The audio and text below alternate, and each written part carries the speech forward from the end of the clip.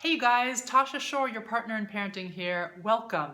I hope after this video you'll pop over to my website, tashashore.com, and check out all the ways that I can support you to help your young boy thrive. As most of you know by now, I am working hard on my mission to create a more peaceful world, one sweet boy at a time, and I'm confident that we can begin that shift right inside our families, mine and yours. So again, welcome. In this video, I want to talk to you about what to do when our boys use bad words. Now, this is something that can be really embarrassing to us as a parent, and as you know, if you know me, this is always the place that I feel like it's important to start. If we're getting triggered, whether it's triggered angry, triggered embarrassed, triggered at a loss, mind goes blank, whatever it is, when we're getting triggered, that's a sign that we need to take a moment and think about what's going on here for us. What's happening here? I want to share a story with you when my boys were little. When one of my boys was super little, he came home. Oh, got itch up my nose. He came home and started saying fucking dick. Yep, you heard me. Fucking dick. He was little. I don't remember how old he was, but maybe kindergarten, something like that. So fortunately, he was my third, so I wasn't completely floored because I had been through similar things before. But this was a bit of a wow. I was taken aback because he was so small and I wasn't expecting those words to come out of his mouth. I did know he had big brothers and there were other, older kids at school, but whoa, that was pretty intense. Anyway, what I ended up doing was using play, but in the moment before I could get there, and we'll talk about that in a moment, before I could get there, I had to get over my shock. I had to get over my embarrassment. And what I did is I talked to friends about it and I shared my experience. What that allowed me to do was to hear similar experiences that they had had, so it helped me to not feel alone. I want you to know that this is extremely common. Most parents at some point have this issue come up where their child is using words that are not appropriate and they have to figure out how to deal with it. So as embarrassing as it might feel, I want you to know it's not unusual. So what do you do? So first you figure out what to, whoa, what am I getting triggered by? And why, not really what am I getting triggered by, that's the words, but why? Why am I getting triggered? And maybe it's not even the why am I getting triggered, but maybe it's just you need a place to let out the triggerness. So for those of you who have listening partnerships, this is a wonderful thing to take your listening partnership. You might talk to your listening partner about what would have happened to you if you had come home and said fucking dick, for example, or whatever your child is saying. Maybe your first memory of hearing adults use bad words or you using them and what kind of reaction you got. There are lots of things that we can do, or just on the present situation. What does it feel like to you when you're walking down the hall in the school going, ready to leave and your boy says fucking dick and everybody turns? Whoa, it was hard for me. I felt embarrassed and I giggled and I didn't know what to do and I sort of ducked my head and made my way as quietly as possible out the front door. I took a deep breath, I held it together enough to not explode at him, but I knew that I had to work on these feelings so that I could help him. All right, so we work on our own triggers. We work on what gets in the way of us being able to just go, whoa, now that's interesting. He's using some words that aren't really appropriate. What am I going to do about it?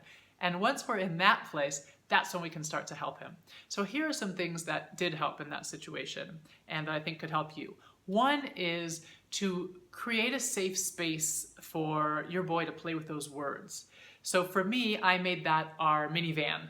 So we would have the ride to school and the ride home from school when we didn't have friends on the car with us, when it was just us, as the bad word zone. So we would say, okay, free for all. We'd close the windows and we'd go, everybody say as many bad words as you possibly can. And well, it was really an interesting exercise because bad words are relative, right? What's bad to me might not be bad to you. I mean, maybe fucking dick is pretty much of a, we could agree on that. but there are a lot of words that my kids shouted out when I did this exercise with them that I wouldn't think were bad words at all. In fact, aren't bad words at all. Sometimes they were names of animals, for example. So it's interesting. It's like it's an exercise in linguistics for them. They get to play around with the sounds in a safe space where nobody's going to get angry and where nobody's going to be shocked and there's not going to be any fallout from it. So creating a safe space, that worked really well for us. When we got to school, we would say, okay, you know, last word, everybody, one more word, two more words, and then we stop and then we'd zip our mouths shut, open the windows and say, okay, you know, bye sweeties, have a good day at school, like nothing happened, and they would go on their way. So what I suggest for you is it doesn't have to be the car, it can be a room, it can be a corner of a room, it could be the bathroom, it could be when you're sitting on the bed. You can define a space where you feel kind of protected from the outside world so you don't feel embarrassed. And let your boy know that it's okay, that you get that he's learning these new words and that he hears them from somewhere and you know, he's curious about them. And go ahead and answer his questions about them if he asks you, but mostly he's not going to ask you. Mostly he just gets that it gets a reaction from adults. Okay, so a safe space is a really good thing. The other thing that I think is really important, and this is a piece that I think gets left out often, is that I do think it's our responsibility as parents to let our boys know what the consequences will be if they use these words not in that safe place, if they use these words out in public, at school, for example, or at a friend's house. And so what I said to my boy, my little guy, with his big words, I said, hey, sweetie, you know, I get it. You know, it's interesting. It sounds cool. You're playing with it. We're having fun with it in the car. But I want to let you know that adults out there and other kids, to them, those words are really bad words. Like when they hear those words, they might take a deep breath or they might be shocked. And if you say them at school, they might get very angry and you might get in trouble. So for example, you might get sent to the principal's office or sent out of class or punished in some way for having used those words, particularly if you use them towards somebody. And I also said to him, you know, it's one thing to say them out loud, but you definitely don't want to say these words to somebody, like calling somebody those names, because they're really, really serious names and people really get their feelings hurt. And I also said, you know, if you use those words at a friend's house, for example, it's very possible that that friend's family will not want to have you back. Like that they'll feel like it's not really a nice environment with you using those words and they will find them offensive. Well, I probably wouldn't use the words offensive when he was that little, but I would say that they really wouldn't like when you used those words. They would get their feelings hurt and feel like it wasn't appropriate. So we want to balance this giving them a safe space with giving them real information about what's going to happen if they go out in the world and start, you know, saying fucking dick, because that's not going to be a pretty story. And what happens is that they lose their charge, okay? The words lose their charge and they peter out. Another thing that I would do when, and I suggest that you do this too, is just get silly in the moment about the words. So with the fucking dick, for example, we turned it into funky duck. So he'd say, fucking dick. And I'd say, oh, is there a funky duck in here? Is there a finky dink in here? And he would giggle. And so we would play with the sounds of the words and get him giggling. Now again, if I were being triggered by it, then it would be really hard for me to do that. So you have to work on the place where you're embarrassed or you're upset or you're offended or whatever it is, okay? But once you're there, play even in a public space. So like moving forward, when I was in a public space, like in a grocery store or something, and he would say those words, I could just come at him playfully.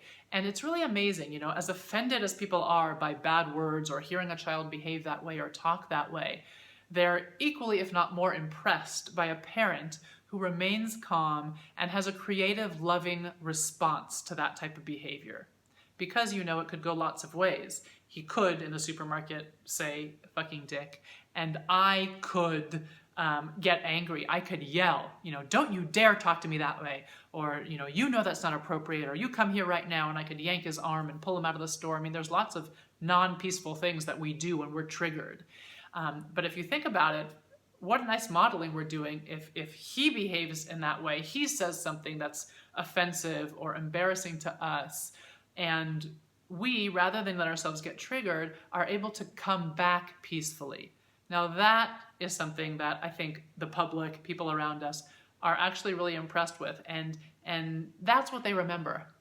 Okay, they remember the full story. They don't get stuck on the fact that there was this boy using these horrible words. They remember there was this boy using these horrible words, but they also remember, hey, there was this really calm mom or dad who was really mellow and came back at him in a really sweet way, and he stopped.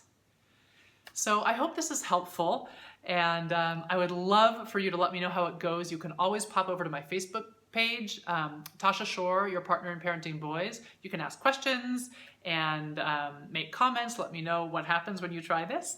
And also, if you like this video and you found it useful, please do go ahead and share it with your friends.